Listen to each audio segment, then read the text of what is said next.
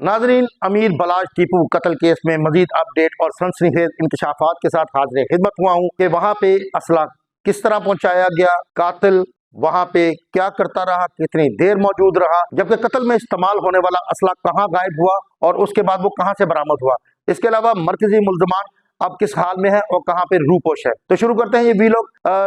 नाज़रीन, वक़ूए की रात कातिल मुज़फ़्फ़र हुसैन शादी हाल में पहले से मौजूद था और उसके पास कोई असला, किसी किस्म का असला ना था। वो अमीर बलाज टीपू के गिर्द फिरता रहा और इस दौरान वो एतमाद बहाल करने के लिए उसके करीब भी गया, जहां पे अमीर बलाज टीपू के गनमैनों ने उसे रोका और तलाशी ली, मगर उससे किसी किस्म का कोई असला बरामद नहीं हुआ। इसके बाद वो दोबारा नाजरीन वहां पे पहुंचा और दोबारा उसने अमीर बलाज टीपू के करीब होने की कोशिश की।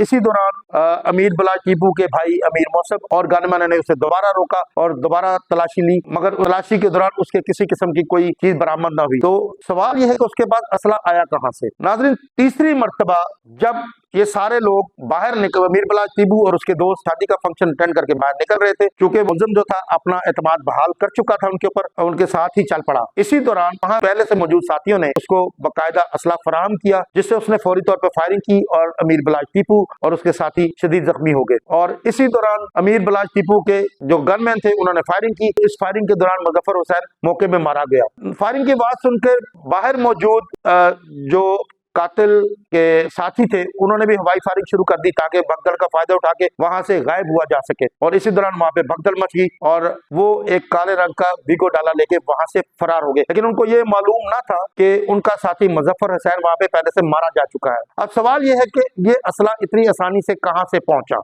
और बाद में वो असला कहां पे गायब हो गया। अभी तक जो तफ्तीश में बात सामने आई है, पुलिस जराये का ये कहना है कि ये असला ऑर्गेनाइज क्राइम यूनिट के सब इंस्पेक्टर शकील बट से बरामद कर लिया गया। अभी वो पुलिस की जेर हिरासत है, लेकिन पुलिस की जानिब से डिनाई किया जा रहा है। लेकिन ये असला उसके पास से बरामद कर लिया गया। ये एक बड़ी खबर दे रहा हूं आपको मैं, ये असला शकील बट से बरामद कर लिया गया है। ये बात की जाए कि ये असला आया कि शकील बट के जरिए वहां तक पहुंचा। आने वाले दिनों में जैसे ही तफ्तीश आगे बढ़ती जाएगी इंशाल्लाह ये बात भी आपके सामने लेके आऊंगा। असला वहां पे कैसे पहुंचा और बाआसानी कातिल तक कैसे पहुंचाया गया।